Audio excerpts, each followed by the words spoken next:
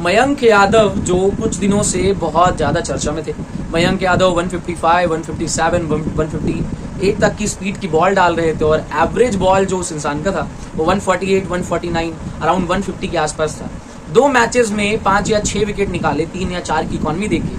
तीसरे मैच में जब मयंक यादव बॉलिंग करने आए तो 1 ओवर में 3 चौके खा गए और स्पीड जो है 140 से ऊपर गई ही नहीं। उसके बाद मयंक यादव इंजर्ड पाए गए, बाकी के 3 ओवर वो फेंके ही नहीं। 1 ओवर फेंकने के बाद मयंक यादव इंजर्ड हो गए। उसके बाद जब मयंक यादव के लिए लोगों ने इतनी दुआएं की थी, ये की थी कि यार ये बंदा T20 वर्ल्ड कप खेलेगा, ये खेलेगा, वो खेलेगा, कई लोग कह रहे नजर लग गई, इतनी ज्यादा हाइप बना दिए। शुभमन गिल ने 1 चौका मार दिया बाउंसर पे, 2 चौका साई सुदर्शन ने मार दिया, उसके बाद ये बंदा इंजर्ड हो गया। अब सुनने में आ रहा है कि 1 हफ्ता कम से कम लगेगा, मिनिमम 2 मैचेस ये 2 मैचेस नहीं खेल पाएंगे। इनके फिजियो ने कहा है कि इनको भी थोड़े रेस्ट की जरूरत है और मिनिमम 2 मैचेस के लिए मयंक यादव अभी इंजर्ड हैं और 1 हफ्ते के बाद यानी कि 2 मैचेस के बाद मयंक यादव फिर से IPL में लखनऊ सुपर जायंट्स के लिए एज अ बॉलर वापस आएंगे और उसके पहले तो नहीं खेल सकते। ऐसा क्यों हुआ? क्योंकि मयंक यादव जिस पेस पे बॉल डालते हैं इंजरी के चांसेस ज़्यादा हैं। ऐसा किसी के नज़र लगने से या किसी के जादू टोटका से नहीं हुआ भाई। इंस्टाग्राम पे लोग कुछ भी कमेंट करते हैं और मयंक यादव का T20 वर्ल्ड कप में कई लोग कह रहे थे जगह पक्का होने वाला है, सिराज को रिप्लेस करने वाले हैं। यदि वो रिप्लेस करे तो मुझे तो बहुत अच्छी बात है क्योंकि सिराज की इकॉनमी 9 है, इस बंदे की इकॉनमी 3 या 4 की है और जिस लाइन और लेंथ पे बॉल डालता है वो लाइन लेंथ बहुत अच्छी है। और 2024 के IPL में बंदा इंजरी से रिकवर होकर आया और रिकवरी के बाद 2 मैचेस में इतने अच्छे परफॉर्म किए, फिर से इंजर्ड हुआ क्योंकि यार बहुत कम एज है और हाइट जिस हिसाब से है और जिस हिसाब से बॉलिंग डालते हैं इंसान की इंजरी के चांसेस हैं। हालांकि 1 हफ्ते में ठीक हो जाएगा और भगवान से दुआ करो सभी लोग क्योंकि इंडिया के लिए बहुत इंपॉर्टेंट है। आप सोचो बुमराह हो, शमी हो, मयंक हो, सिराज T20 में नहीं है उतने अच्छे, बुरा लगे चाहे भला, नहीं है तो सिराज को तो रिप्लेस करेगा बंदा। बुमराह, शमी, मयंक, इस बंदे की जो पेस ऑस्ट्रेलिया को खा जाएगा, वो टेस्ट मैचेस हो, ODI हो या 20 ओवर का क्रिकेट हो, 1 हफ्ते के अंदर बंदा इंजरी से वापस आ रहा है और सभी की बैंड बजाने वाला है इंटरनेशनल क्रिकेट में और IPL में भी। सो मयंक यादव के लिए मेरा सल्यूट क्योंकि वो बंदा सच में 150-155 की स्पीड से बॉल डालता है और जो फास्टेस्ट बॉल डाली है इस IPL में वो 157.8 लमसम 158 के आसपास की है। और आपको देखना चाहिए कि एट द एज ऑफ 22 ये काम कर रहे हैं। 22 साल की उम्र में ना ब्रेटली उतना तेज फेंकते थे, ना कोई अदर बॉलर फेंकता था और इंडिया के पास भी ऐसा टैलेंट है। भाई अपने को भगवान से दुआ करनी चाहिए ऐसे इंसान के लिए। लोग उसे ही ट्रोल कर रहे हैं कि क्या होगा, नज़र लग गई और उड़ रहा था, और बहुत पोलाइट और हम्बल बंदा है वो। तो उसके लिए मुझे ख्याल से आना चाहिए, IPL में भी खेलना चाहिए, अच्छा परफॉर्म करना चाहिए जैसे पहले 2 मैचेस में किया।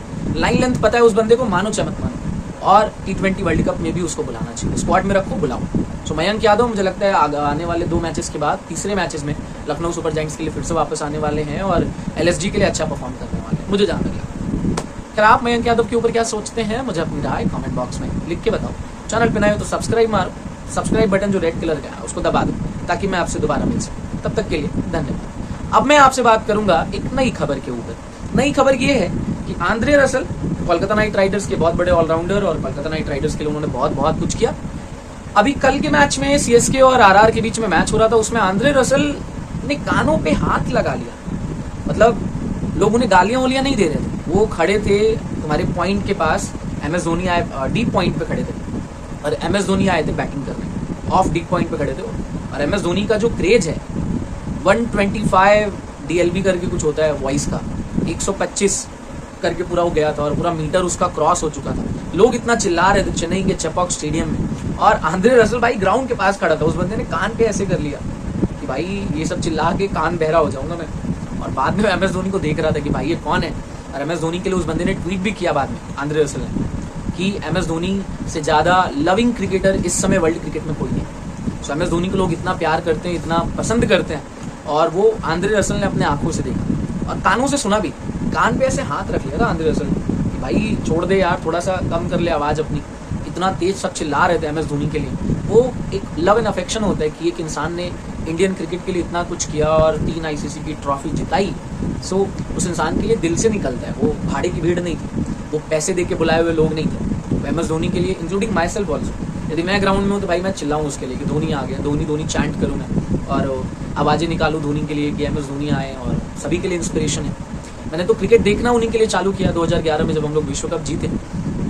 2011 में मैं था अराउंड 10 साल का जब हम लोग वर्ल्ड कप जीते ODI और 28 साल के बाद धोनी ने जिताया। तो चैंपियंस ट्रॉफी जिता दी, फिर 2007 का वर्ल्ड कप जिता दिया। सो एज ए कैप्टन उन्होंने सारा कुछ जीता और वर्ल्ड का इकलौता ऐसा कैप्टन जो ऑल फॉर्मेट में सब कुछ जीत के बैठा है। सो उसके लिए इतनी इंडियन क्राउड चेयर करती है। और आंद्रे रसल की बैंड बज गई भाई, ऐसे करके खड़ा था भाई शांत हो जाओ। और आफ्टर द मैच धोनी से उन्होंने कहा भी कि ये इतना लोग पागल है, जो इंसान बाउंड्री पे खड़ा है उसकी तो कानों की बैंड बज जाती है। धोनी ने कहा क्या करूँ मैं, ऐसा मजाक बोला होगा कुछ।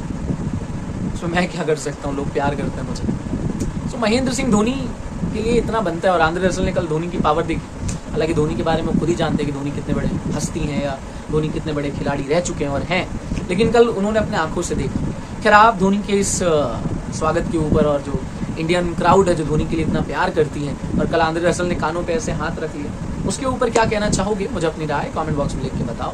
चैनल पे नए हो तो सब्सक्राइब मारो। अब मैं आपसे बात करूंगा एक और नई खबर के ऊपर। वो खबर है पाकिस्तान की।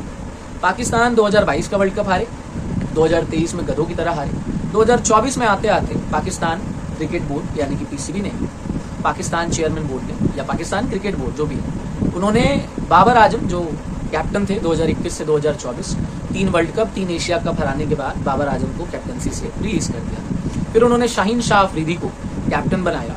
शाहीन शाह अफरीदी कैप्टन बनती ही गया न्यूजीलैंड के अगेंस्ट खेले नॉर्मल बायलैटरल मैच, 5 में से 4 मैच हार गया। फिर पाकिस्तान वालों की फट गई। पाकिस्तान के जो पीसीबी के चेयरमैन हैं उन्होंने फिर से बाबर आजम को कैप्टन बना दिया डर के मारे। अरे ये तो 5 में से 4 तो नहीं हारता था, 5 में से 2-3 ही हारता था।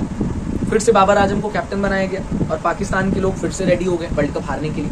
अभी बाबर आजम भाई साहब अपनी टीम लेके चालू हो गए। इस बार टीम में उन्होंने मोहम्मद आमिर को शामिल किया है, इमाद वसीम को शामिल किया है ताकि वो वर्ल्ड कप जीत जाए। मोहम्मद आमिर, इमाद वसीम ये सब अच्छे प्लेयर हैं, अच्छे बॉलर हैं। इमाद वसीम अच्छे ऑलराउंडर हैं, लेकिन क्या कप्तान आपके पास अच्छा है? क्या बाबर आजम अच्छे कप्तान है? चाहे जितना अच्छा बॉलर हो, यदि कप्तान अच्छा नहीं है तो आप वर्ल्ड कप नहीं जीत सकते।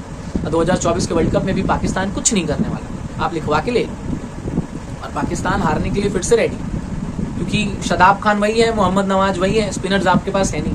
मोहम्मद आमिर, नसीम शाह, शाहीन शाह अफरीदी मेन मैचेस में विकेट वो निकालेगा नहीं, बड़े विकेट्स निकालेगा नहीं। हारिस रऊफ बड़े विकेट्स निकालेगा नहीं, तेज फेंक के मार खाएगा। जितना तेज फेंकेगा उतना तेज मार खाएगा। बाबर आजम वही T20 में टेस्ट और ओडीआई खेल के आएगा।